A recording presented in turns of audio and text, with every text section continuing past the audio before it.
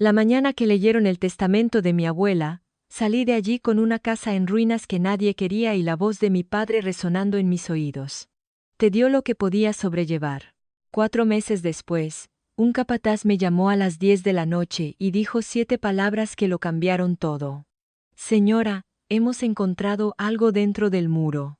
Cuando llegué a la casa, las luces de la policía ya parpadeaban en el jardín, y la caja de acero que sacaron de detrás de la pared falsa tenía mis iniciales grabadas en la tapa. Lo que había dentro no solo demostró que mi familia se equivocaba, sino que eran criminales.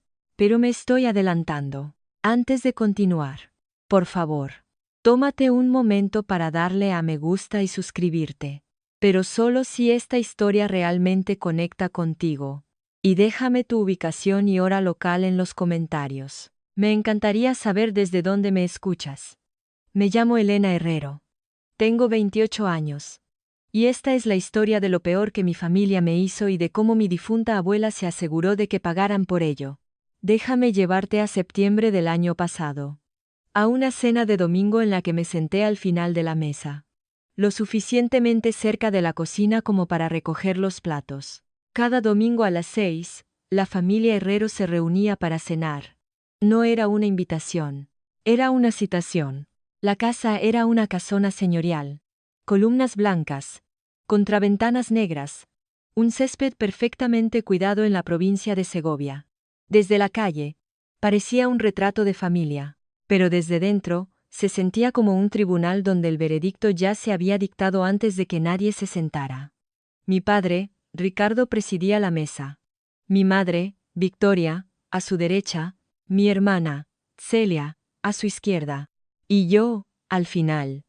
Cerca de la cocina, lo suficientemente cerca como para recoger los platos. Esta noche, Victoria estaba radiante. Celia había conseguido un ascenso, directora de cuentas senior. Dejó su copa de vino como si depositara un trofeo. Ricardo asintió lentamente, el gesto de un hombre que cree haber construido algo. ¿La oficina de Madrid? Preguntó. Jefa de zona. Dijo Celia. No sonrió. No necesitaba hacerlo. Toda la habitación sonreía por ella. Esperé una pausa. Esta semana conseguí una vivienda estable para una familia. Madre soltera, 2 hijos. Llevaban un tiempo en un centro de acogida. Qué bien, cariño. Victoria no levantó la vista. Celia, cuéntale a tu padre lo del contrato de Madrid. La conversación siguió adelante. Yo corté el pollo. Después de cenar, lavé los platos sola. Celia se fue sin despedirse.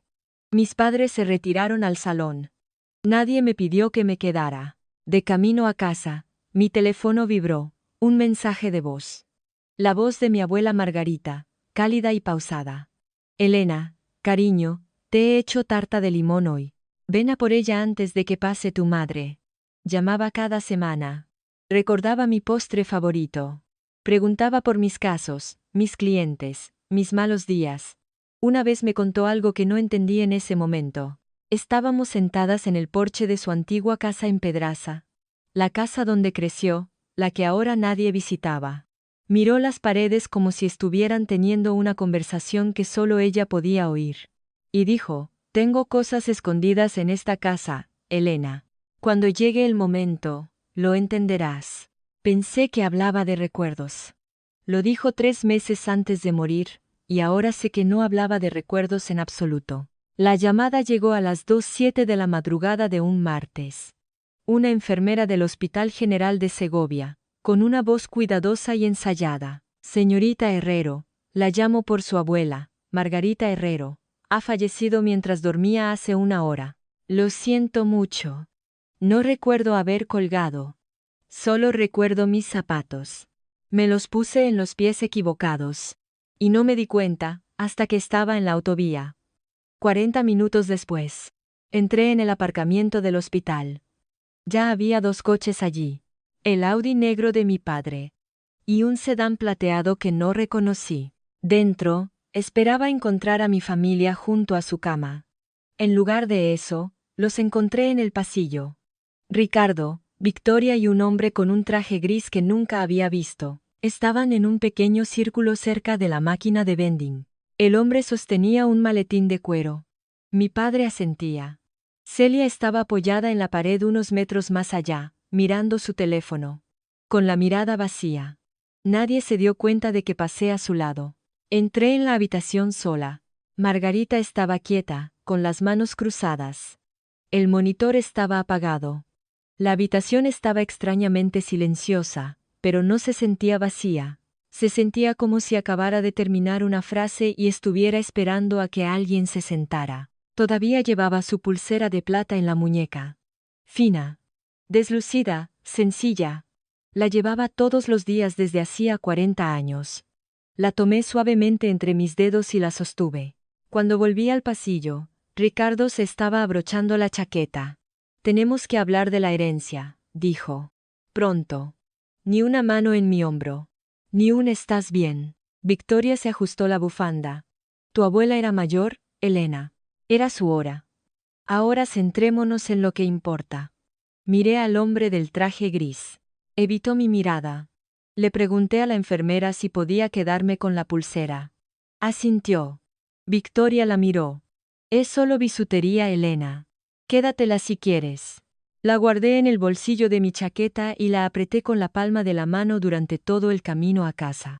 Estaba caliente, como si acabara de quitársela. Más tarde, me enteraría de que el hombre del traje gris era un abogado llamado Gonzalo Blasco, uno que mi abuela nunca contrató, uno que apareció en el hospital a las 3 de la mañana antes de que se notificara a la familia. Pero eso no lo sabía todavía. No esa noche. Esa noche. Solo sostuve la pulsera y conduje. El funeral fue en una pequeña iglesia de piedra en San Ildefonso. Vinieron más de 80 personas. Margarita Herrero era el tipo de mujer que recordaba los nombres de tus hijos y el cumpleaños de tu perro. La gente la quería, sin esfuerzo. Ricardo leyó el panegírico. Se puso detrás del atril con su traje azul marino, la voz firme, las manos extendidas. Mi suegra era el pilar de esta familia. Dijo que creía en la lealtad. Creía en el legado. Hizo una pausa para dar efecto. La honraremos permaneciendo unidos. Me senté en la segunda fila y conté las mentiras. Ricardo había visitado a mi abuela 2 veces en los últimos 2 años. Ambas veces, se fue antes de 1 hora. Después del servicio, los asistentes se congregaron en el patio de la iglesia. Me quedé cerca del fondo, con una taza de café que no toqué. La gente me dio el pésame. La mayoría pasaron rápidamente a Victoria, que estaba junto a la entrada, recibiendo las condolencias como una diplomática. Entonces una mano tocó mi codo, suave, firme. Dolores Calvo, 81 años. La mejor amiga de mi abuela durante más de 5 décadas. Me llevó a un lado, cerca de un macizo de flores, y habló en voz baja. Tu abuela hablaba de ti todo el tiempo, Elena. Todas las semanas. Sus ojos estaban enrojecidos pero fijos. Estaba preocupada. Dijo que había tomado precauciones. ¿Precauciones contra qué? Dolores abrió la boca y la volvió a cerrar. Victoria caminaba hacia nosotras, con una sonrisa brillante, los brazos abiertos. Dolores, muchas gracias por venir. Estamos todos tan afligidos. Victoria la abrazó, un abrazo que duró lo justo para una foto. Dolores se echó atrás. Me miró una última vez. Una mirada que decía, aquí no. Ahora no, pero pronto. Essa noite, Célia publicou na foto del serviço em Instagram. Estava junto à la corona de flores del ataúde, com la cabeça ligeiramente inclinada, la mirada suave. El pie de foto decía, descansa en paz, abuela, qué suerte tuvimos de ser tu familia. No me etiquetó. Nunca lo hacía. Me senté en mi apartamento y miré la pulsera en mi mesita de noche. Precauciones. ¿Qué tipo de precauciones toma una mujer cuando teme a su propia familia? 3 semanas después del funeral, fuimos convocados al despacho de Gonzalo Blasco, el abogado cuyo nombre no había oído hasta la noche en que murió mi abuela. Un hombre que ahora tenía las llaves de todo lo que ella dejó. El despacho era frío, paredes de color beige. Una mesa de conferencias demasiado larga para 5 personas. Ricardo se sentó en un extremo, con las piernas cruzadas, las manos entrelazadas. Victoria a su lado, con la espalda recta. Celia se sentó frente a mí, con los ojos en su teléfono. Blasco abrió un maletín de cuero. Leyó sin levantar la vista. A Ricardo y Victoria Herrero. La administración del fideicomiso familiar, valorado en aproximadamente 1,6 millones de euros, incluyendo la supervisión de todos los activos líquidos y cuentas de inversión. A Celia Herrero, la propiedad de la residencia principal en San Ildefonso, junto con su cartera de inversiones asociada. A Elena Herrero, la propiedad ubicada en calle de Lontanar, 14, Pedraza. Esperé a que hubiera más. No lo hubo. El número 14 de la calle de Lontanar era la casa de la infancia de mi abuela. Una casa que llevaba abandonada más de una década. El tejado tenía goteras, las paredes estaban agrietadas, la instalación eléctrica había sido declarada insegura por el ayuntamiento hacía 2 años. Todos en esa habitación lo sabían. Ricardo se volvió hacia mí. Su rostro era una máscara tranquila y ensayada. Tu abuela conocía tus limitaciones, Elena. Te dio lo que podías sobrellevar. Victoria cruzó los brazos. Al menos tienes un techo sobre tu cabeza. No todo el mundo puede decir eso. Celia no levantó la vista de su teléfono. Miré a Blasco. Mi abuela me dijo que cuidaría de mí. Me lo dijo a la cara. Esto no es lo que ella quería. Ricardo se inclinó hacia adelante. Estás llamando mentirosa a tu abuela muerta. La habitación se quedó en silencio. Blasco cerró la carpeta. Me levanté, cogí mi chaqueta. Salí sin mirar a ninguno de ellos. En el aparcamiento, me senté en mi coche durante 11 minutos antes de poder girar la llave. Me temblaban las manos. Las apreté contra el volante hasta que dejaron de temblar. Y entonces me di cuenta de algo. La dirección. Calle de Lontanar. 14. Pedraza. La misma casa. El mismo porche. Las mismas paredes que mi abuela había mirado y dicho, tengo cosas escondidas en esta casa, Elena. Giré la llave. Empecé a conducir. La casa en el número 14 de la calle de Lontanar parecía haber perdido una batalla contra el tiempo y haberse rendido a medias. Aparqué en el arcén de grava y me senté en el coche durante 1 minuto, solo mirándola. De estilo tradicional castellano, con un porche que ahora se hundía en la esquina izquierda. 3 de las ventanas delanteras estaban rotas. Los canalones colgaban como dientes sueltos. Las malas hierbas me llegaban a la cintura. Un vecino de enfrente corrió una cortina, me miró y la dejó caer. Empujé la puerta principal. Chirrió, pero se abrió. Dentro, el olor a polvo, humedad y silencio. El suelo estaba blando en algunos puntos, podrido por años de lluvia filtrándose por el tejado. A la barandilla de la escalera le faltaban la mitad de los barrotes. Un pájaro había anidado en algún lugar del techo. Pero entonces, en la cocina, en la pared detrás de una capa de mugre, había una foto enmarcada, pequeña, descolorida. Una mujer joven sosteniendo a un bebé frente a esta misma casa. El jardín, cuidado. El porche, blanco. La mujer, sonriendo. La descolgué. En la parte de atrás, escrito con una tinta que se había desvanecido con el tiempo, para mi Elena, esta casa recuerda. Lo había escrito mi abuela. Pero cuando dejé la foto sobre el mostrador y llamé al hombre en quien mis colegas de la ONG confiaban para todo lo relacionado con reparaciones, Paco Delgado cogió el teléfono al tercer tono. Vino esa tarde, caminó por la casa en silencio, probando los suelos con sus botas, pasando una mano por las paredes. Cuando terminó, se paró en el porche y se quitó la gorra. Unos 50.000 o 60.000 euros como mínimo. ¿Tienes ese dinero? Tenía 23,0 euros en ahorros y una línea de crédito que nunca había tocado. No era suficiente. Lo conseguiré, dije. Paco me miró un momento y luego asintió una vez. Ajustaré donde pueda. Haces bien.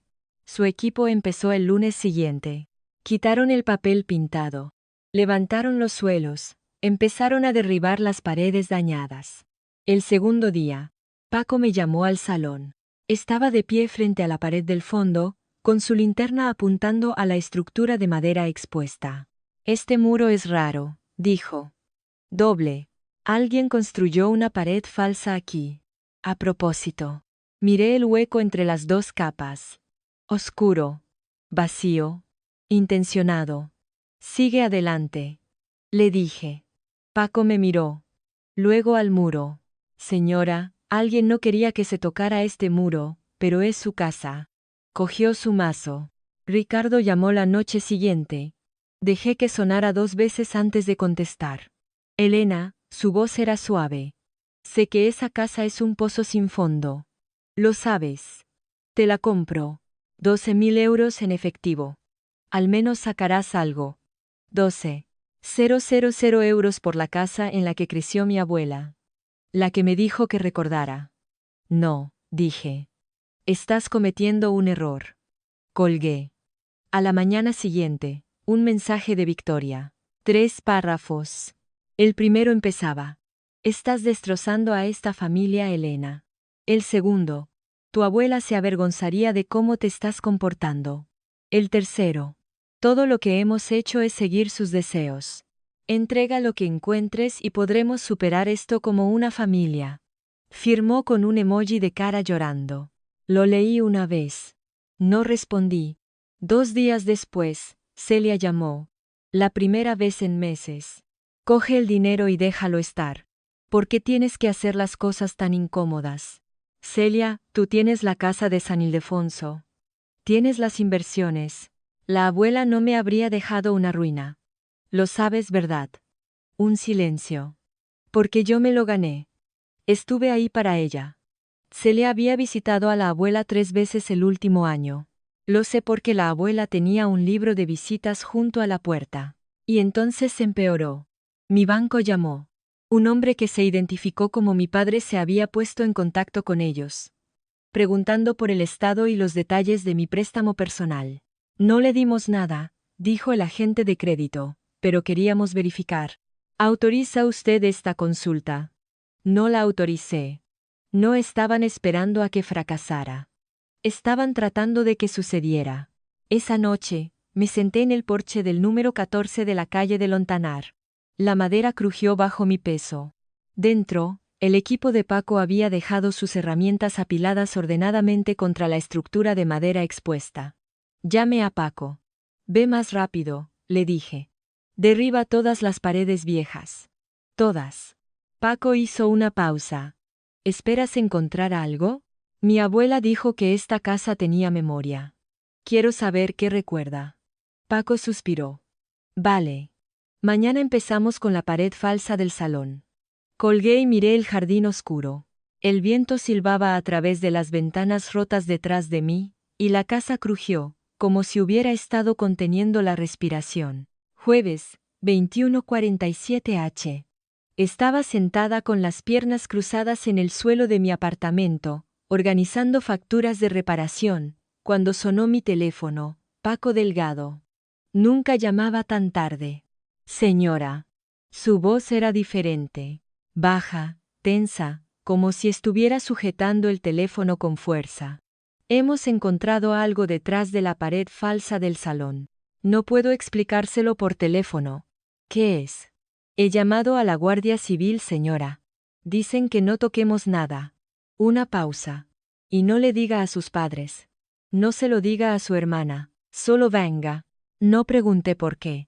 Algo en su voz me dijo que no perdiera el tiempo preguntando. El trayecto desde mi apartamento hasta Pedraza es de 34 minutos. Esa noche, con lluvia, fueron 26.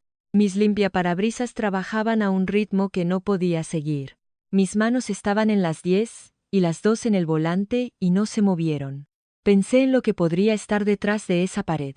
Dinero, drogas, algo ilegal, algo enterrado. Mi mente recorrió todas las peores posibilidades y no llegó a ninguna. La casa apareció a través de la lluvia. 2 coches de la Guardia Civil aparcados delante, sus luces azules y rojas barriendo los árboles mojados. Paco estaba en el porche, con la gorra en la mano, su rostro pálido bajo la luz del porche. Por aquí, dijo. Lo seguí por la puerta principal. 2 agentes estaban en el salón. Uno tomaba fotos. El otro estaba de espaldas, con los brazos cruzados, observando. La pared falsa había sido abierta. La estructura expuesta.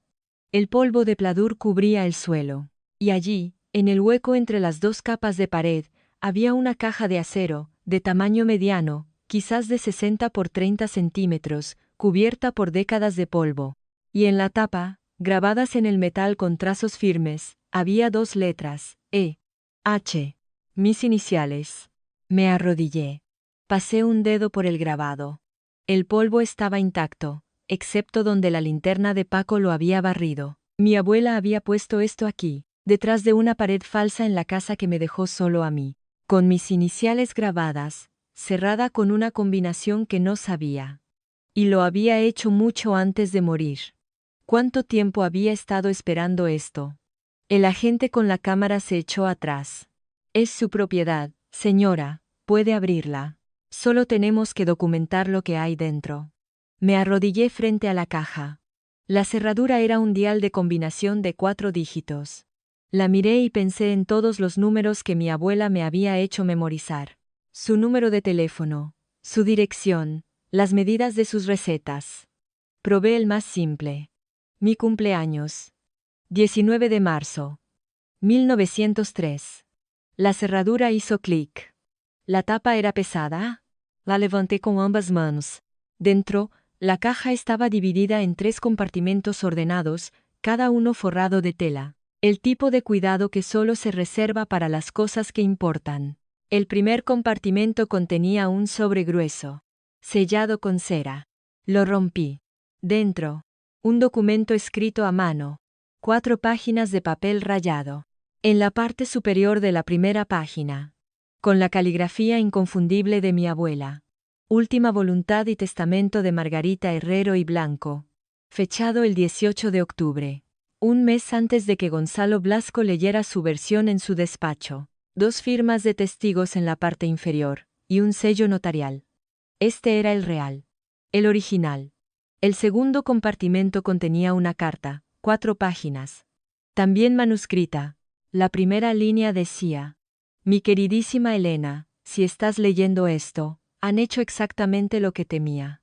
Se me nubló la vista, me froté los ojos con el talón de la mano y seguí leyendo. Escribió sobre Ricardo, sobre la confianza, sobre la presión, sobre el miedo. Me han estado robando durante 2 años. No puedo detenerlos sola, así que he hecho preparativos. El tercer compartimento contenía un sobre más pequeño, sellado y marcado como personal en tinta roja. Metí la mano para cogerlo. Señora, el agente se adelantó. Le recomendamos que un abogado lo revise primero. Parte de su contenido puede ser prueba. Retiré la mano. Miré a los 2 agentes, luego a Paco, que estaba en el umbral, agarrando el marco de la puerta. ¿Qué es?, preguntó Paco. Sostuve el primer documento. Me temblaban las manos, pero la voz no. Es su verdadero testamento. El que intentaron borrar. El agente tomó una foto. Leí los términos. El verdadero testamento me dejaba a mí todo el fideicomiso y la casa de San Ildefonso. A Celia, esta casa en Pedraza y 50.000 euros. A Ricardo y Victoria, 1 euro a cada uno, y en la parte inferior, con la letra de mi abuela, para que sepan que no los olvidé. Simplemente no los perdoné. La habitación se quedó en silencio. La lluvia golpeaba las ventanas. Paco soltó el aliento que había estado conteniendo desde que entré. Doblé la carta y la apreté contra mi pecho. El papel olía débilmente a lavanda, el aroma que impregnaba cada habitación en la que ella había estado. Te dirán que no te quería lo suficiente como para darte más, había escrito.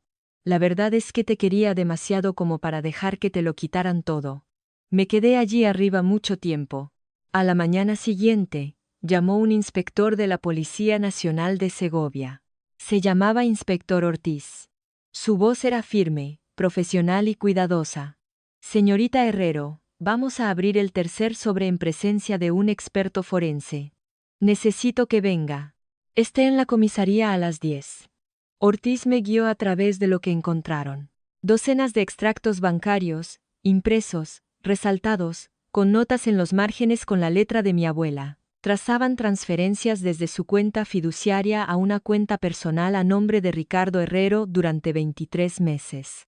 El total: alrededor de 300.000 euros. Cada transferencia iba acompañada de un formulario de autorización. Cada formulario tenía la firma de mi abuela. Excepto, dijo Ortiz, girando una de las páginas hacia mí, que su abuela escribió una nota en el margen. Señaló, en lápiz, con una letra pequeña y firme: yo no firmé esto. Esta no es mi letra. Había hecho que el banco le enviara copias de los extractos a un apartado de correos privado. Había rastreado cada transferencia fraudulenta. Había construido el caso ella misma. ¿Y esto? Ortiz deslizó otro documento sobre la mesa. Una solicitud para cambiar al administrador y al representante legal de su herencia, presentada 6 meses antes de su muerte. La firma era el nombre de Margarita, pero la caligrafía era incorrecta. Incluso yo podía verlo. Hemos remitido todo esto a la fiscalía, dijo Ortiz. Esto va más allá de una disputa civil, señora. Después, me senté en el aparcamiento y llamé a la mujer que mis colegas decían que podía manejar este tipo de cosas. Leonor Vives, abogada especializada en litigios de herencias, una mujer que, según supe, no había perdido un caso de fraude de herencia en 12 años. Cogió el teléfono de inmediato. Hablé durante 9 minutos seguidos. Escuchó sin interrumpir. Cuando terminé, dijo: tu abuela no te dejó una casa. Te dejó un caso. Mañana en mi despacho. Trae todo. Conduje a casa con las ventanillas bajadas. Hacía frío, pero el aire se sentía diferente, no más ligero, sino más limpio. La policía mencionó algo más antes de que me fuera. El tercer sobre también contenía lo que Ortiz llamó documentación suplementaria relativa a la historia familiar. Habían remitido esos archivos a una agencia federal para su revisión. Pregunté a qué agencia. Dijo que a la UCO, la Unidad Central Operativa de la Guardia Civil. No pregunté por qué. No estaba segura de estar lista para la respuesta. Las noticias viajan rápido en un pueblo pequeño. Alguien vio los coches de la Guardia Civil en el número 14 de la calle de Lontanar. Alguien se lo contó a alguien. ¿Qué se lo contó a Ricardo? Llamó la noche siguiente. Sin saludo. Sin preámbulos. Lo que sea que creas que has encontrado en esa casa, no significa nada.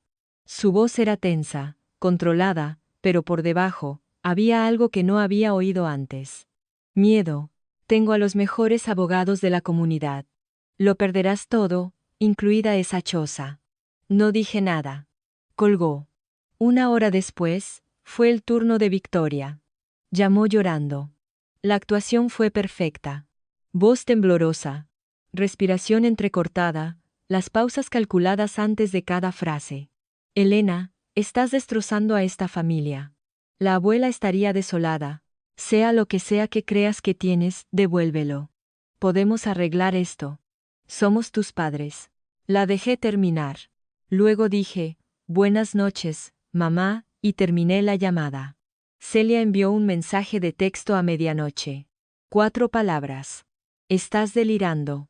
El abogado de papá te va a hundir.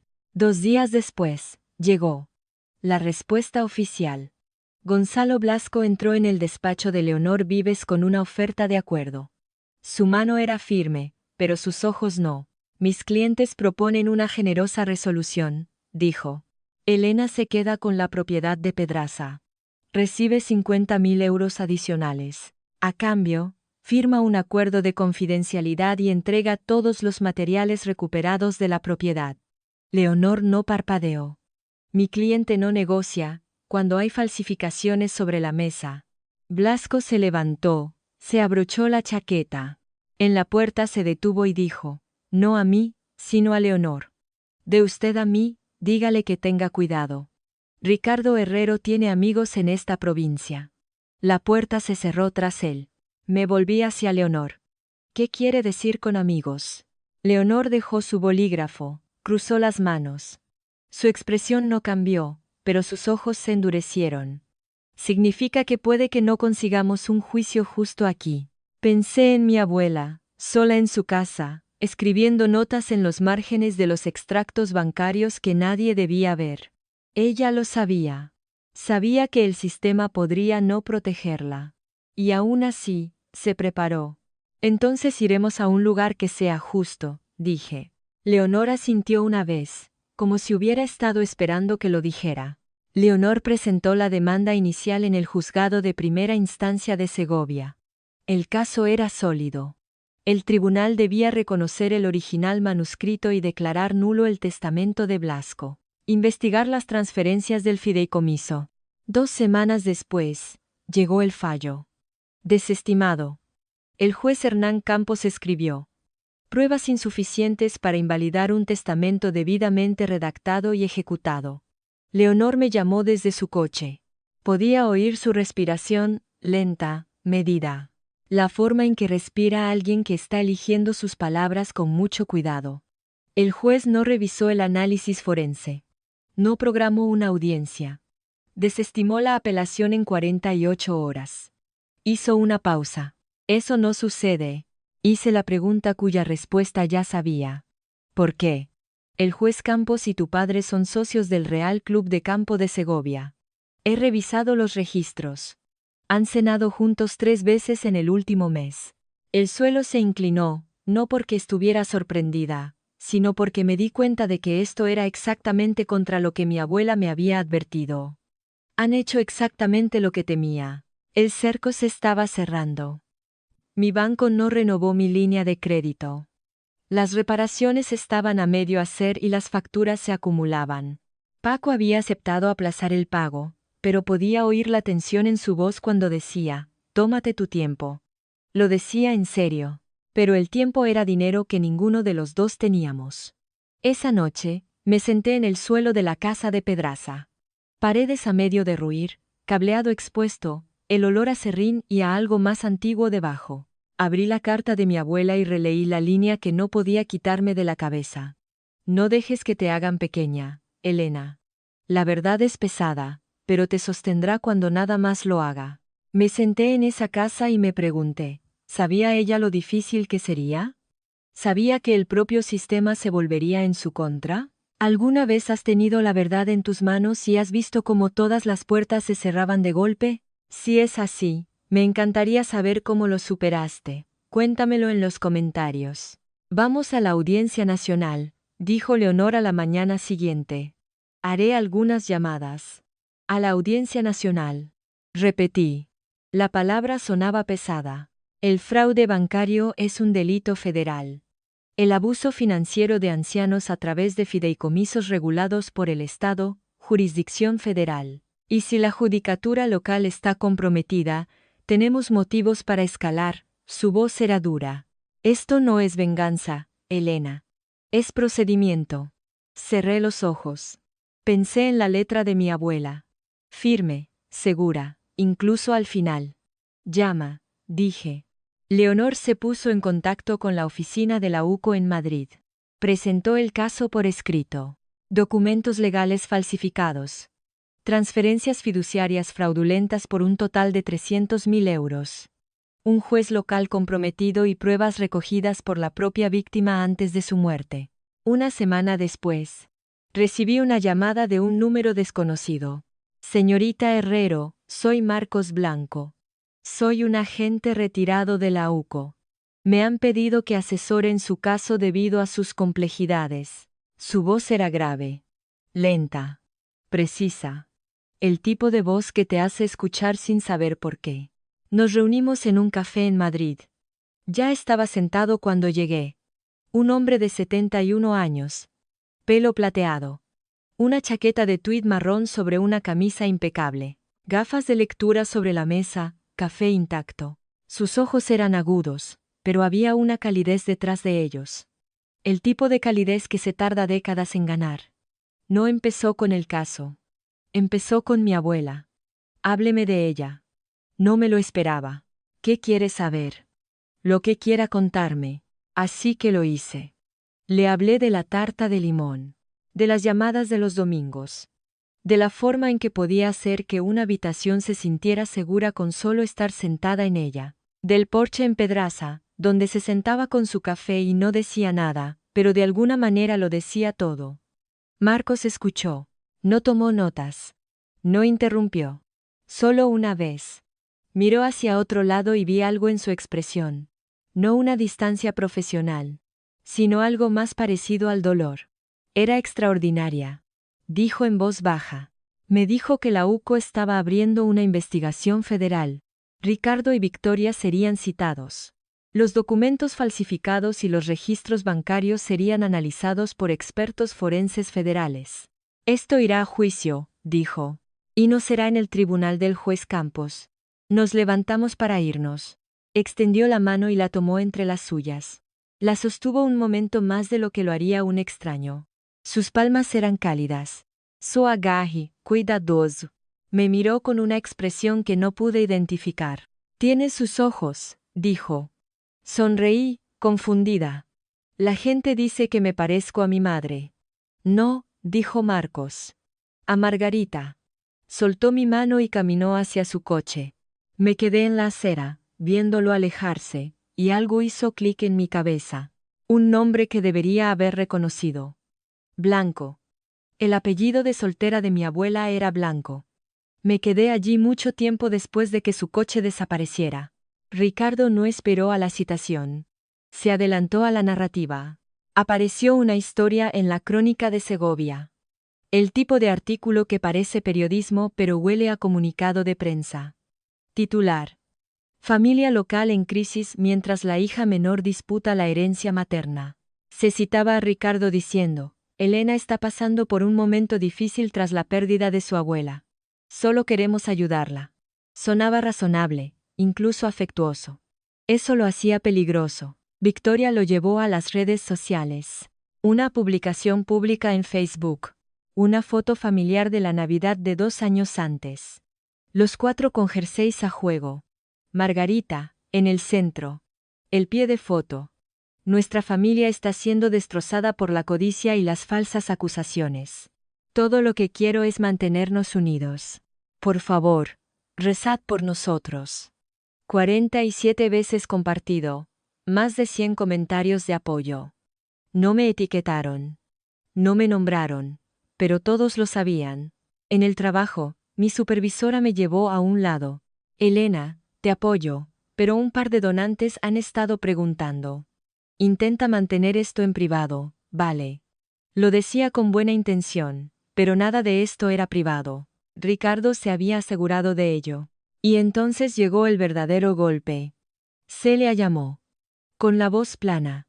Papá dice que si no dejas esto para el viernes, presentará una petición para declararte incapacitada. Pensé que estaba mintiendo. No lo estaba. 3 días después, Leonor me envió el expediente. Una petición de evaluación de competencia, presentada en el juzgado de primera instancia de Segovia. La peticionaria no era Ricardo. Era Victoria.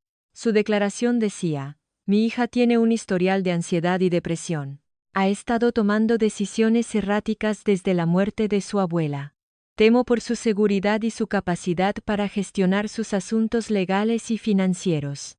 Hacía 2 años, había ido a terapia por el duelo, por la sensación de ser invisible en mi propia familia. Victoria lo sabía porque se lo conté, esperando que lo entendiera.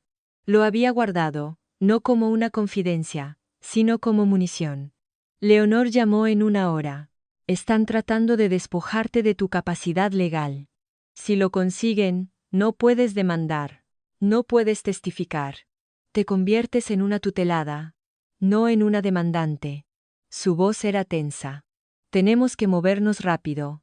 Miré la firma de Victoria en la petición. Nítida, centrada, sin vacilación. Mi propia madre había presentado una moción para declararme loca para proteger el dinero que había robado. Llamé a mi terapeuta esa misma tarde. La doctora Pardo me ayudó a nombrar los patrones que había internalizado desde la infancia. El control. La negligencia. El amor condicional. Escuchó todo. Luego dijo, enviaré una carta de evaluación al despacho de su abogada mañana por la mañana. La carta tenía 3 páginas. Detallada y clara.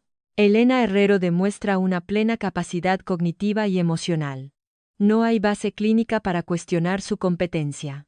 Sus decisiones son coherentes, informadas y autodeterminadas. Leonor presentó la contrademanda en 48 horas, adjuntando la evaluación de la doctora. Pardo y una moción para desestimar la petición de Victoria. Al mismo tiempo, presentó la moción para trasladar la jurisdicción al Tribunal Federal del Distrito, a nivel nacional. La UCO apoyó el traslado con un escrito. El juzgado de Segovia no se opuso. El juez Campos se recusó antes de que lo obligaran a hacerlo. Las cosas se movían rápido. Esa noche, hice algo que no había hecho nunca. Llamé a Ricardo directamente. No para suplicar, no para discutir. Para informar. Papá, dije, con la voz tranquila. Sé lo que hicisteis tú y mamá. Tengo el testamento original. Tengo los registros bancarios. Tengo las firmas falsificadas. La UCO está involucrada. Hice una pausa, no por el efecto, sino para respirar.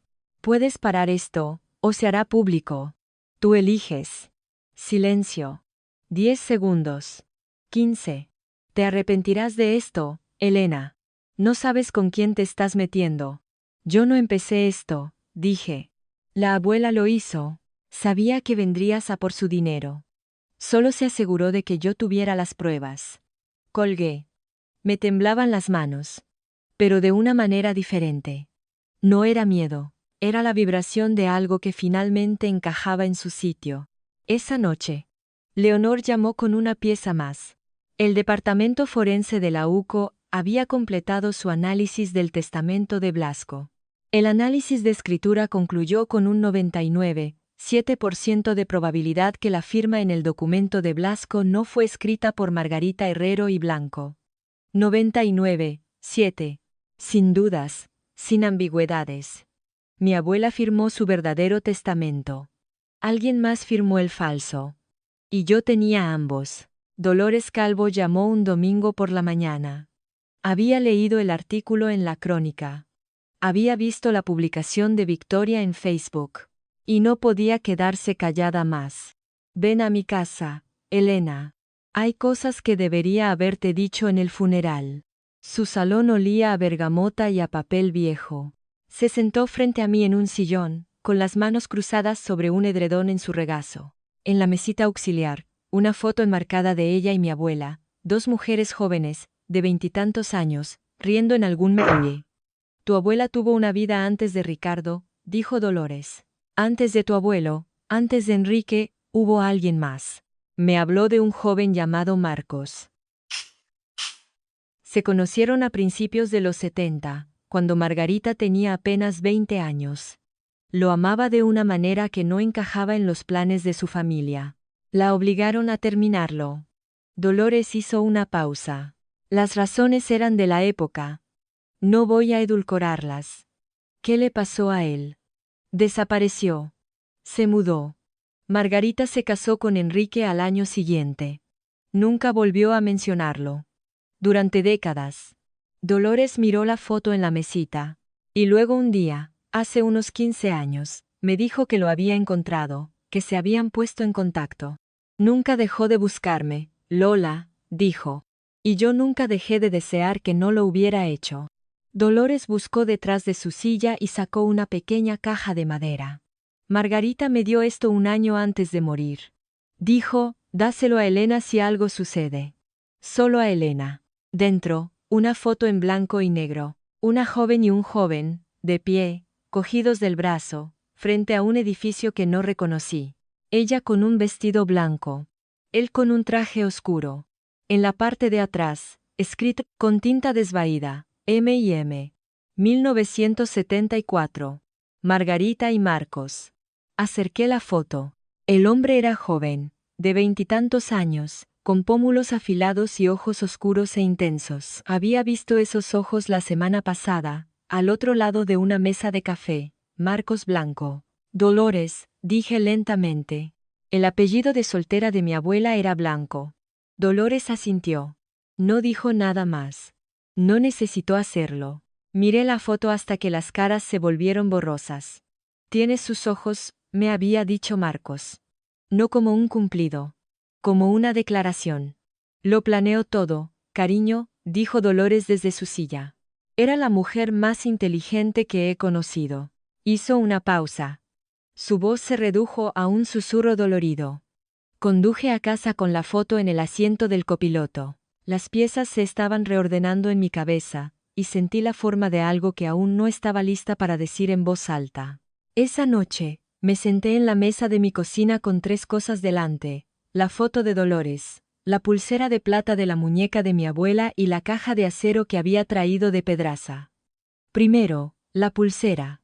La giré bajo la luz. La había llevado casi todos los días desde el hospital, pero nunca la había examinado. Por fuera era lisa, deslucida, sin nada especial. Victoria tenía razón en una cosa, parecía bisutería. Pero cuando la incliné bajo la luz, lo vi, en el interior del cierre, grabado en letras tan pequeñas, que necesitaba una lupa, una serie de números. 1709-1974. 17 de septiembre de 1974. El mismo año que la foto. M&M. 1974. Una fecha, un código, oculto a plena vista durante 40 años. Llevé la caja de acero a la mesa. Cuando la policía la examinó, documentaron los 3 compartimentos, pero recordé un segundo pestillo, debajo del compartimento principal. Un pequeño dial de combinación, empotrado en la base. Los agentes habían probado un par de combinaciones y se habían rendido. Me lo habían dejado a mí. Introduje los números. 1709-1974. La base saltó con un suave clic. Dentro del compartimento secreto, un único documento, doblado en 3, protegido por una funda de plástico. Lo saqué con cuidado. Un certificado de nacimiento, amarillento por el tiempo, del registro civil. Nombre: Margarita Blanco. Fecha de nacimiento: 3 de junio de 1952. Madre: Ruth Blanco. Padre: Marcos Blanco. Marcos no era su antiguo amor. Marcos era su padre. Dejé el certificado de nacimiento y cogí el último artículo del compartimento. Una carta doblada. De nuevo su letra. Esta era más corta. 2 párrafos. Elena. Marcos Blanco es mi padre. Se vio obligado a renunciar a mí cuando yo tenía 3 años. Los tribunales me apartaron de él en circunstancias injustas e imperdonables. Lo encontré cuando tenía 40. Mantuvimos nuestro secreto para protegerte, porque Ricardo lo habría usado en nuestra contra. Cuando lo conozcas, sabrás que es familia. La familia de verdad. La que no quita. La que espera. La leí 2, 3 veces. Sostuve el papel a la luz como si las palabras pudieran reordenarse en algo más fácil de entender. Marcos Blanco, el agente retirado de la UCO que ayudaba en mi caso, era mi bisabuelo, el padre de mi abuela, el hombre que perdió a su hija a manos del sistema hace 70 años, y pasó el resto de su vida construyéndose en alguien a quien nunca más podrían desechar. Y mi abuela había ocultado la prueba dentro de la pulsera que llevaba todos los días. Sin saberlo. Cogí el teléfono. Llamé a Marcos. Contestó al primer tono, como si hubiera estado esperando. Encontré el compartimento inferior. Dije: sé quién eres. Hubo silencio en la línea, no de sorpresa, sino de un hombre que ha cargado con algo durante mucho tiempo y al que acaban de decir que puede dejarlo. Estaba esperando a que lo encontraras, dijo Marcos. Fue idea de Margarita, no mía.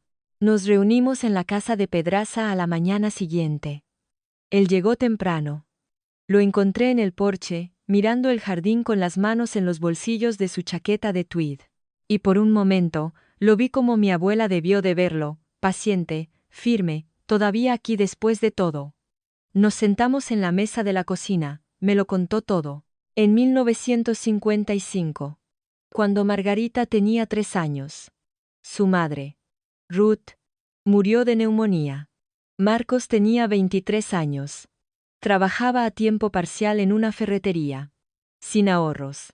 La familia de Ruth solicitó la tutela. El tribunal estuvo de acuerdo. Se llevaron a Margarita. A Marcos se le concedieron visitas. Luego las visitas se interrumpieron. Luego la dirección cambió. Luego desapareció. Pasé 15 años buscándola, dijo. Me uní a la UCO porque necesitaba acceso a los sistemas que la mayoría de la gente no tiene. Me dije a mí mismo que era por la justicia, pero era por ella. Encontró a Margarita en 1992. Ella tenía 40 años. Se encontraron en un parque de Segovia, se sentaron en un banco durante 3 horas y apenas hablaron. Me cogió de la mano, dijo. Fue suficiente. Mantuvieron su reencuentro en secreto. Ricardo se casó con Victoria un año antes de que yo encontrara a Margarita. Margarita dijo que ya había empezado a preguntar por sus finanzas. Dijo. Si se entera de ti, lo usará. Dirá que soy inestable. Un reencuentro con un padre del que fui separada. Lo retorcerá. Marcos me miró. Sus ojos estaban húmedos, pero su voz era firme. Cuando Margarita me llamó hace 3 años y me dijo, va a robarlo todo cuando muera, le hice una promesa. Le dije, no pude salvar a mi hija de esa familia, pero salvaré a mi nieta. No dije nada. No necesité hacerlo. Extendí la mano sobre la mesa y cogí la suya. Me dijo una cosa más. Margarita le había enviado por correo copias de los documentos del fideicomiso y los registros bancarios antes de morir. Una copia de seguridad, por si algo le pasaba a la caja. Pero los originales tenían que ser recuperados de la casa. Las copias enviadas por una persona fallecida tienen limitaciones probatorias. Explicó. Los originales, recuperados por el heredero legítimo de la propia propiedad. Eso era irrefutable. Era el plan. No de Marcos. No de Leonor. De Margarita. No podía luchar contra ellos en vida. Así que construyó un caso desde la tumba y confió en la persona que menospreciaban para encontrarlo. Yo. Me senté en esa cocina mucho tiempo después de que Marcos se fuera. La pulsera en mi muñeca. El certificado de nacimiento sobre la mesa. Fuera, el jardín estaba en silencio. Por primera vez en 28 años, entendí lo que era la familia. La que no exige. La que no presume. La que no lleva la cuenta. La que simplemente espera. Despacho de Leonor. Miércoles por la tarde. 3 sillas alrededor de su escritorio. Leonor, Marcos y yo. Una pizarra blanca detrás de ella, cubierta de fechas, nombres y flechas rojas que los conectaban. Aquí es donde estamos, dijo Leonor. Tribunal Federal, Madrid. No un litigio de herencia. Un caso penal con una impugnación civil del testamento adjunta. Golpeó la pizarra. Cargos que se están considerando. Falsedad de documentos legales. Fraude bancario. Abuso financiero de ancianos. Conspiración. Marcos se inclinó hacia adelante. La UCO ha completado su revisión forense. El análisis de escritura en el testamento de Blasco. Falsificación confirmada.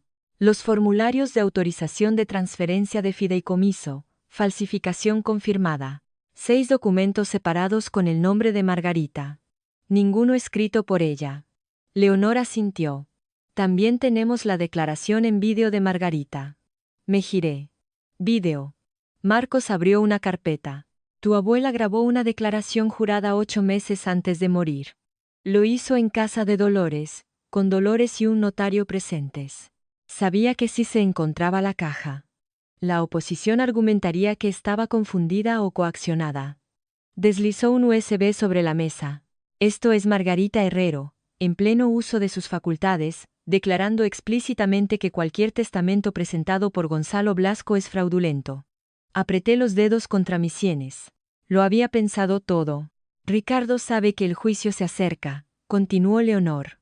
Ha estado llamando a todo el mundo. Su abogado, el viejo juez, la gente del club. Pero ahora es federal. Campos no tiene jurisdicción. Los contactos de Ricardo terminan en la frontera provincial. Esa noche, Victoria llamó, esta vez sin llorar. Fría. Si haces esto, no te quedará familia. ¿Es eso lo que quieres? Sostuve el teléfono y miré la pulsera de plata en mi muñeca, la foto de Marcos y Margarita en mi mesa de la cocina, la carta que empezaba, mi queridísima Elena. Hace mucho tiempo que no tengo familia, mamá. Simplemente no me había dado cuenta. Colgó primero. Esa noche, me senté en la casa de Pedraza. Las reparaciones estaban a medio hacer. El suelo del pasillo era de madera nueva. La cocina tenía una nueva capa de pintura. La pared del salón seguía abierta donde se encontró la caja. Le pedí a Paco que la dejara así. Un recordatorio. Mañana, entraría en un tribunal federal. Llevaría la letra de mi abuela en el bolso, su pulsera en la muñeca y a su padre a mi lado. Mañana, me verían. No la versión que habían creado. A mí, la mañana de la vista, me desperté a las 5 y encontré un correo electrónico, enviado a las 3:47, de Ricardo. No solo a mí. A todas las direcciones de correo electrónico de la familia que tenía. Tías, tíos, primos, 26 destinatarios, toda la familia. Me rompe el corazón escribir esto. Elena está usando documentos falsificados. Y la influencia de un extraño para extorsionar a esta familia. Tiene un historial de problemas de salud mental, y está siendo manipulada por fuerzas externas para robar la herencia de su madre. Pedimos vuestras oraciones y comprensión mientras luchamos por defender los verdaderos deseos de Margarita. A las 7, tenía 4 llamadas perdidas. Tía Carmen, tío Diego, un primo con el que no había hablado desde la Navidad de 2019. No dejaron mensajes. Pero sabía lo que querían preguntar. Apagué el teléfono y conduje. El Tribunal Federal de Madrid está construido en piedra caliza y cristal, imponente, aparentemente indiferente a los asuntos personales. Aparqué a 3 manzanas y caminé. En la entrada los vi. Ricardo, con un traje marengo, de pie, asintiendo a un periodista de El Mundo, sonrió para una foto. La imagen de la calma y la cortesía. Confiamos en que la verdad prevalecerá hoy, dijo en una pequeña grabadora. Victoria estaba a 5 metros, con un pañuelo en la mano, hablando con una mujer que reconocí de su iglesia. Solo quiero que mi familia esté entera, dijo, lo suficientemente alto como para que la oyera cualquiera que pasara. Y luego estaba Celia. No estaba con ellos. Estaba junto a la pared este del edificio, sola, con los brazos cruzados, mirando al suelo. No había teléfono en sus manos, ni expresión ensayada en su rostro. Cuando levantó la vista y me vio, algo cruzó su cara que nunca había visto en ella. No hostilidad, no indiferencia. Miedo, tal vez. O quizás la primera emoción genuina que había sentido en meses. No me detuve. Pasé junto a los 3 y atravesé las puertas de cristal. Leonor esperaba en el vestíbulo. Maletín en mano. Marcos estaba a su lado, con su chaqueta de tweed, pelo plateado, sólido como una roca. Me senté entre ellos. Leonor a mi derecha, Marcos a mi izquierda. La sala estaba casi llena. Unos 15 miembros de la familia, dispersos en la galería. 2 periodistas, un taquígrafo, 2 alguaciles federales junto a la puerta. El equipo legal de Ricardo, 2 abogados de un bufete de Madrid. Se sentaron en la mesa de enfrente. Ricardo se sentó. Miró a Marcos, sin reconocerlo, y se apartó. La puerta detrás del estrado se abrió. Todos de pie. La honorable jueza Patricia Montero presidía. Era pequeña, de pelo canoso, y se movía con una rapidez que no admitía palabras ni tiempo perdidos. Abogados, pueden proceder. Leonor se levantó. No tenía prisa. Sostenía un mando a distancia en una mano y una carpeta en la otra. Un proyector cobró vida detrás de ella. Señoría, este caso comienza con una muerte y una mentira.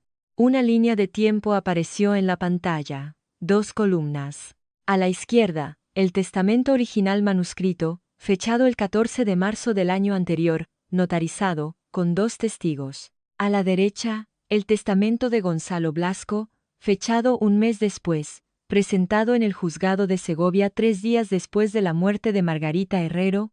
El testamento presentado por el señor Blasco no fue escrito por Margarita Herrero. Leonor hizo clic.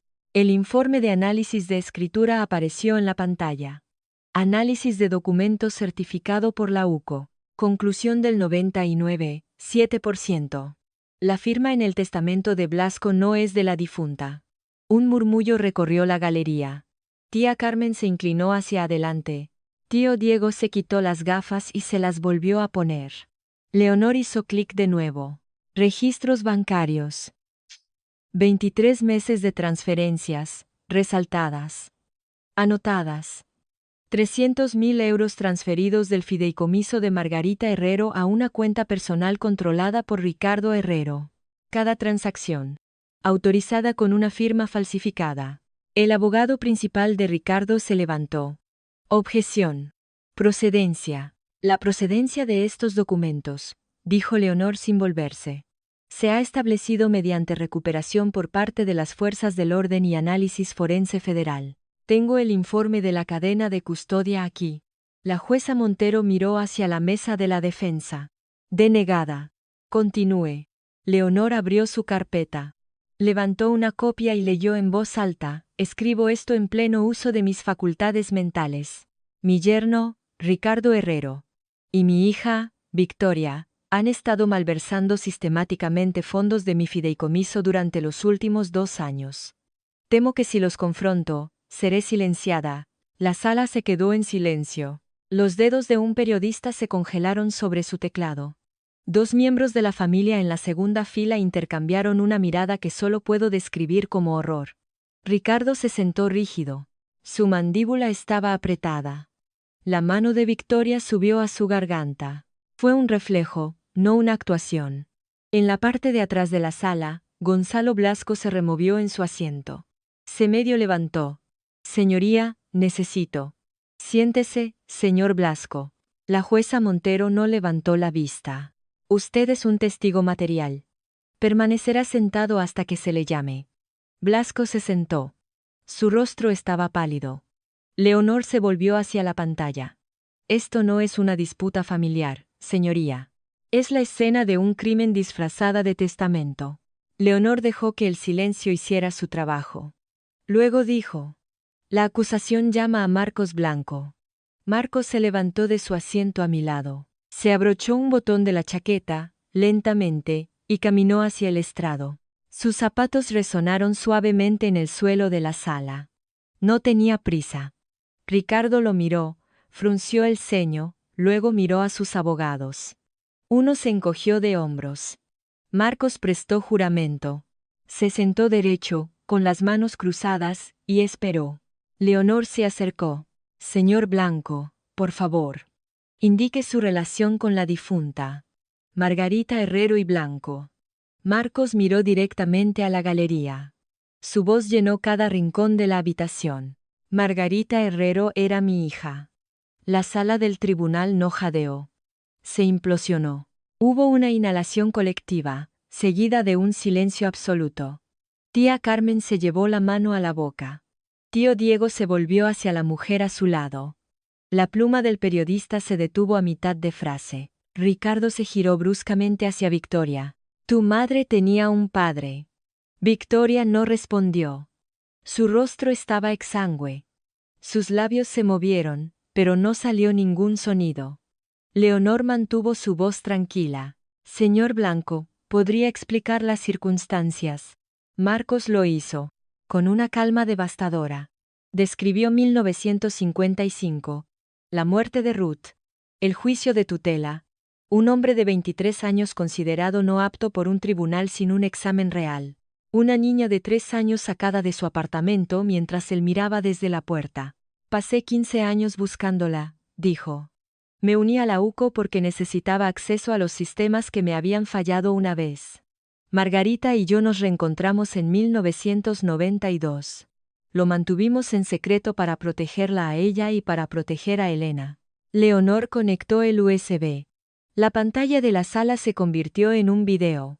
Un salón. Reconocí la casa de Dolores. Margarita estaba sentada en una silla, con las manos en el regazo, mirando a la cámara. Dolores estaba de pie detrás de ella. Un notario a la izquierda. Margarita habló. Su voz era baja pero clara.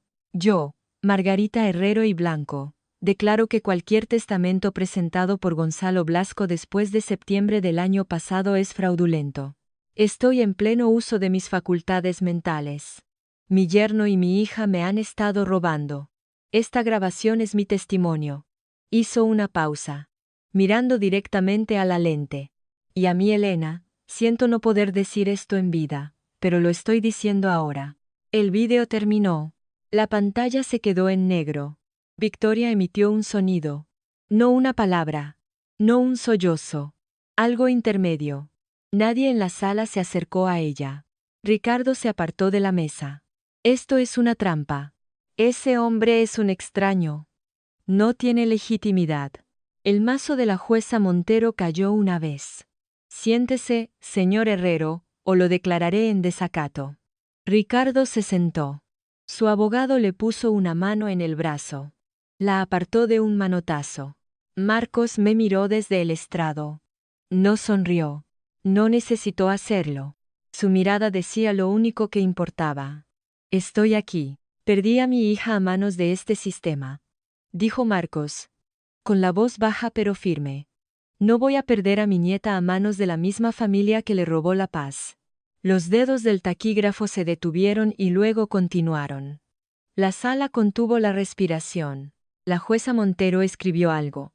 No levantó la vista, pero vi su mano moverse. Segura, decidida, el tipo de movimiento que precede a un fallo. La jueza Montero declaró un receso de 15 minutos. La galería estalló en un murmullo. La gente se puso de pie, susurrando, evitando el contacto visual con Ricardo. Salí al pasillo. Leonor estaba revisando sus notas. Marcos hablaba en voz baja con su contacto de la UCO junto a la fuente de agua. Y entonces oí pasos detrás de mí. Rápidos, decididos. Elena. Celia. Estaba a 1 metro de distancia. Sus ojos estaban enrojecidos. Sus manos apretadas a los costados. Por primera vez que recordaba, no tenía el teléfono en la mano. Quiero testificar, dijo. Leonor levantó la vista. Miré a Celia. Busqué en su rostro el artificio, el ángulo, la autopreservación. No lo encontré. Lo que encontré fue a alguien que acababa de ver cómo el suelo se abría bajo la única historia que se había contado a sí misma. Asentí. Celia Herrero subió al estrado 10 minutos después. Los abogados de Ricardo objetaron de inmediato. La testigo es beneficiaria del testamento en disputa. La testigo está testificando voluntariamente en contra de sus propios intereses, dijo la jueza Montero. Lo permito. Continúe. Celia se agarró al borde del estrado. No miró a nuestros padres. Miró a la jueza. Sabía que el testamento había sido cambiado. Su voz temblaba, pero no se detuvo. No sabía los detalles, pero sabía que la abuela no le habría dejado a Elena una ruina. Quería a Elena más que a ninguno de nosotros. Un sonido vino de la galería. Tía Carmen se tapó la boca con la mano. Papá me dijo que me callara. Mamá dijo que era por la familia. Les creí porque era más fácil que creer que yo era parte de algo malo. Tragó saliva. Papá me lo dijo mientras la abuela aún vivía. Cuando ella se vaya, todo será nuestro. No de Elena. Lo acepté. No discutí. No pregunté. Acepté lo que se me dio porque eso es lo que me enseñaron a hacer. Finalmente se giró. No hacia Ricardo. No hacia Victoria. Hacia mí. No te pido que me perdones, Elena. Estoy diciendo la verdad porque la abuela se lo merece. Y porque tú eres más valiente de lo que yo he sido nunca. La sala estaba en silencio. La cara de Ricardo era una máscara de piedra. La barbilla de Victoria temblaba. Sus ojos suplicaban a Celia, pero Celia ya se había apartado. El abogado principal de Ricardo se inclinó hacia su colega. Ninguno de los dos habló. La jueza Montero tomó notas. Miró hacia la mesa de la defensa. ¿Desea la defensa llamar a algún testigo? El abogado de Ricardo se levantó, hizo una pausa y se sentó. No, señoría. El mazo cayó. Procederemos al fallo. Yo era la favorita. Eso es lo que Celia había dicho desde el estrado. Yo era la favorita. Pero ser la favorita en esa familia significaba ser la cómplice más útil. Las palabras quedaron suspendidas en el aire como el polvo después del derrumbe de una pared. La jueza Montero se tomó 11 minutos. Regresó al estrado. Se ajustó las gafas y leyó una declaración preparada. Sin inflexión. Sin vacilación. Sin piedad. Este tribunal determina lo siguiente. Primero, el documento presentado por Gonzalo Blasco y presentado como la última voluntad y testamento de Margarita Herrero y Blanco es una falsificación. Por lo tanto, Se declara nulo y sin efecto. El abogado de Ricardo cerró los ojos. Segundo, el testamento manuscrito recuperado de la propiedad de Pedraza, fechado el 14 de marzo, notarizado y atestiguado, se reconoce como el único testamento válido de la difunta. Sentí la mano de Leonor en mi antebrazo. Firme. Tercero, Ricardo Herrero es puesto bajo custodia federal por los cargos de falsedad de documentos legales, fraude bancario y abuso financiero de ancianos. La fianza se determinará en una vista preliminar. 2 alguaciles federales se adelantaron. Ricardo se puso de pie. Su boca se abrió. No salió ninguna palabra. Cuarto, Victoria Herrero es puesta bajo custodia por los cargos de conspiración para cometer fraude y presentación fraudulenta de una petición de competencia. La vista de fianza se determinará posteriormente. Las manos de Victoria se aferraron a su pecho. Se volvió hacia mí. Elena, ¿cómo has podido hacerle esto a tus propios padres? No me giré. Mantuve la mirada en la jueza. Quinto, el abogado Gonzalo Blasco es acusado de complicidad en la falsificación de documentos legales. Su licencia para ejercer la abogacía queda suspendida de inmediato, a la espera de los procedimientos formales de inhabilitación. Blasco se quedó inmóvil. Su rostro estaba completamente desprovisto de color. Sexto, todos los activos mantenidos en el fideicomiso familiar de Margarita Herrero serán restaurados y distribuidos de acuerdo con el testamento válido. Séptimo, el juez Hernán Campos del Juzgado de Primera Instancia de Segovia es remitido al Consejo General del Poder Judicial para una investigación por mala conducta. El fallo fue definitivo. Los alguaciles se acercaron a la mesa de la defensa. Unas esposas hicieron clic alrededor de las muñecas de Ricardo. Un sonido pequeño, agudo y preciso. Me miró por primera vez desde que comenzó la vista. No había ira en su rostro. Solo el vacío reconocimiento de un hombre que se había quedado sin jugadas. Victoria todavía le hablaba a los alguaciles, al aire, a cualquiera que escuchara. Nadie lo hacía. Marcos me puso una mano en el hombro. Le puse la mía encima. Ninguno de los dos habló. Mientras salía de la sala, pensé en algo. Mi abuela se sentó sola en su casa, rodeada de gente que le estaba robando, y en lugar de rendirse, construyó una caja, la selló en una pared, y confió en mí para encontrarla. No pudo luchar contra ellos en vida, así que se aseguró de que yo pudiera hacerlo después de su muerte. Pensé en eso mientras estaba en las escaleras del juzgado. En cómo sabía que el sistema se resistiría. En cómo planeó cada muro que levantaron. En cómo convirtió una casa en ruinas en lo único que no podían enterrar. Si estás escuchando esto y alguien te está haciendo dudar de lo que sabes que es verdad, no es confusión. Es control. Y no tienes la obligación de guardar silencio para la gente que se beneficia de ello. ¿Qué harías tú? Cuéntamelo en los comentarios. Marcos estaba a mi lado. El sol estaba bajo. El aire era frío. Metió ambas manos en los bolsillos y miró al cielo. Odiaría el juicio, dijo. Pero le encantaría el final. No sentí triunfo. Sentí el peso de una verdad que nunca debería haber sido enterrada. En 48 horas, la historia estaba en todas partes donde importaba en la provincia de Segovia. La crónica publicó un seguimiento. Esta vez, no era un comunicado de prensa. Esta vez, el titular decía, Patriarca de los Herrero arrestado por fraude fiduciario, testamento falso anulado en Tribunal Federal. La cita de Ricardo en las escaleras del juzgado, confiamos en que la verdad prevalecerá hoy, se reimprimió en el tercer párrafo. Ahora significaba algo diferente. El Facebook de Victoria quedó en silencio. Los comentarios bajo su última publicación, la de los jerseys a juego, la de las oraciones y la unidad, cambiaron. Nos mentiste a todos.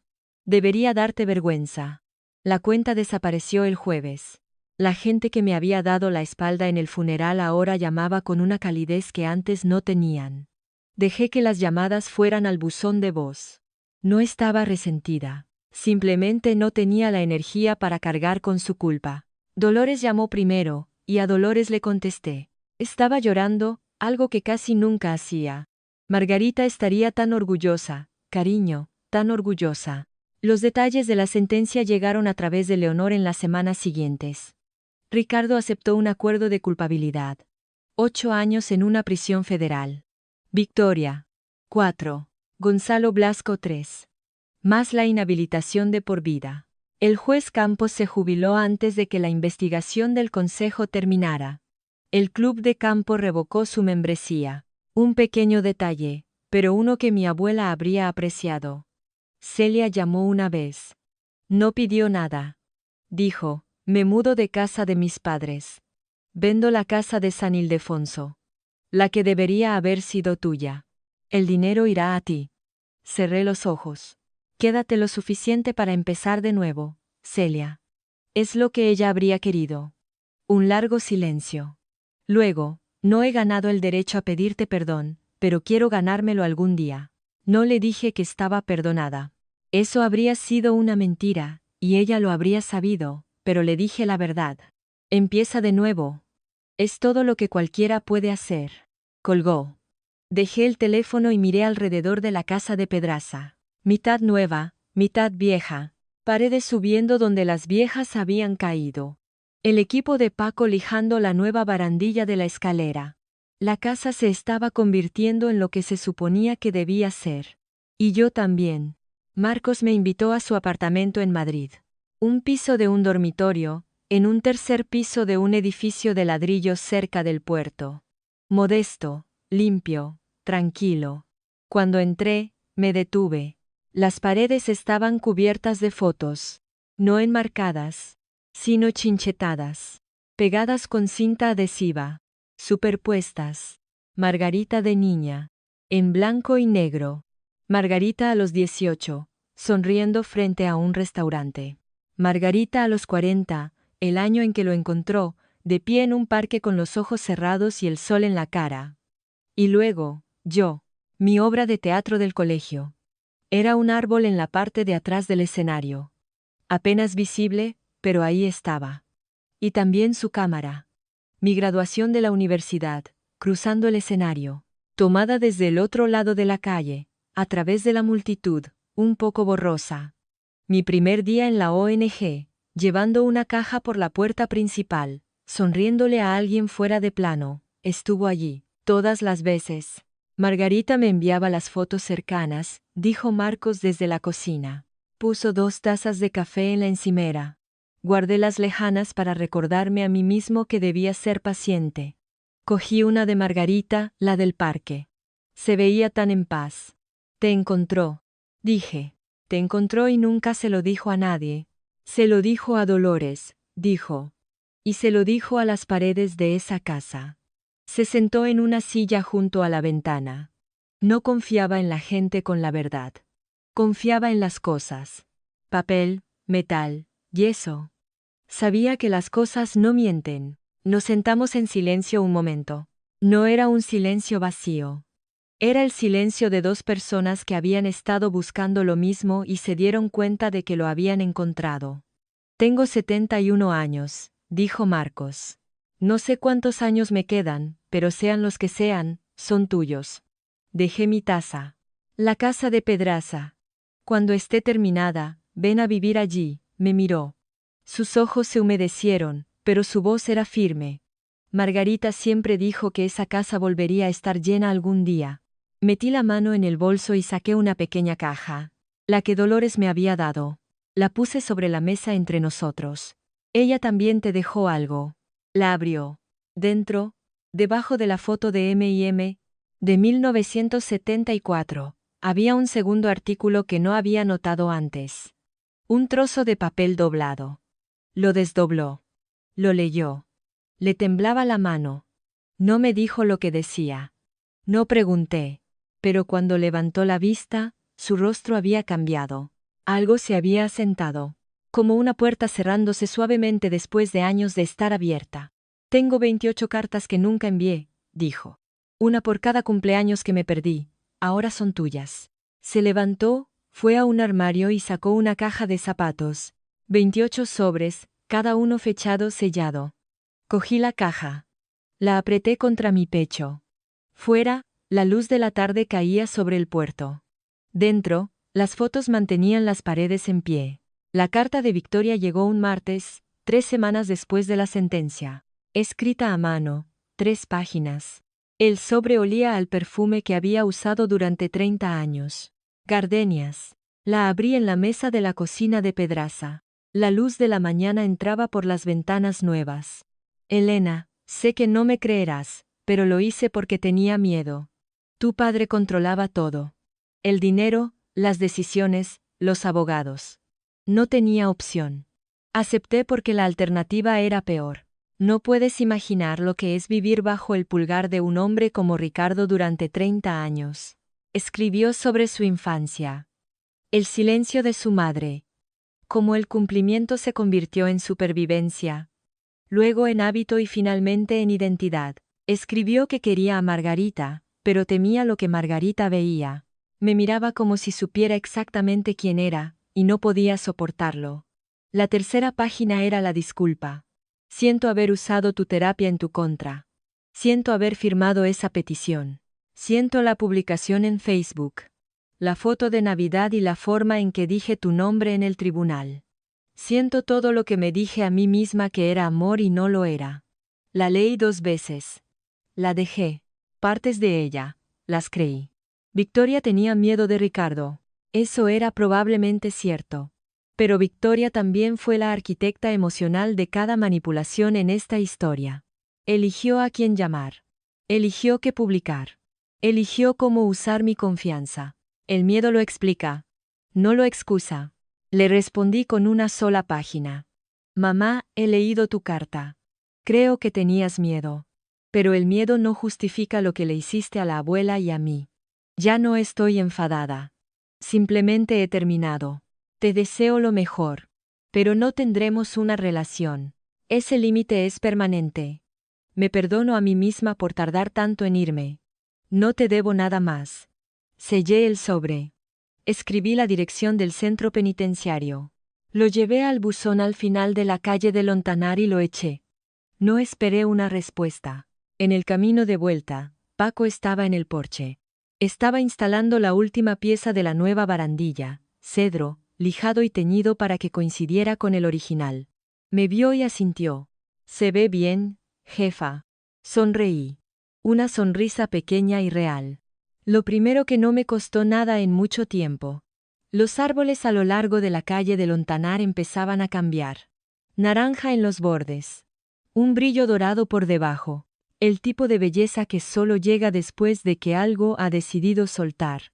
6 meses después de la vista, la casa en el número 14 de la calle de Lontanar estaba terminada. Suelos de madera nuevos, roble blanco, el mismo que había estado allí desde 1948. Paredes de yeso nuevas, ventanas que se abrían y cerraban sin esfuerzo. Una cocina con fogones de gas, azulejos y un gancho junto a la puerta donde colgaba el viejo libro de visitas de la abuela. Las páginas estaban en blanco, esperando. El equipo de Paco trabajó su último día en un silencio casi reverente. La forma en que la gente trabaja cuando sabe que ha construido algo que importa. El propio Paco instaló el último trozo de zócalo en el salón. La habitación donde había estado la pared falsa. Pasó la mano por la superficie nueva. Se levantó y se sacudió el polvo de las rodillas. 22 años en esto, dijo. Recordaré Esa tarde, colgué las fotos. Primero, la original. Margarita, joven, sosteniendo a un bebé, de pie frente a esta casa cuando era blanca e intacta. La colgué en la pared del salón, exactamente donde había estado la pared falsa. A su lado, la foto de 1974. M. Margarita y Marcos, cogidos del brazo antes de que el mundo los separara, y a su lado, una nueva, tomada la semana pasada. Marcos y yo en el porche terminado, Dolores detrás de nosotros. Con una mano en el hombro de cada uno. Riéndose de algo que Paco dijo fuera de plano. Marcos se mudó el sábado. Trajo una maleta y una caja de cartas. Se instaló en el dormitorio de la planta baja.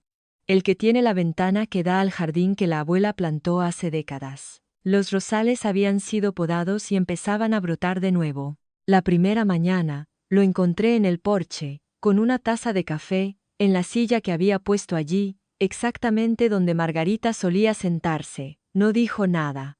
Solo miró el jardín. El silencio era cómodo. Completo.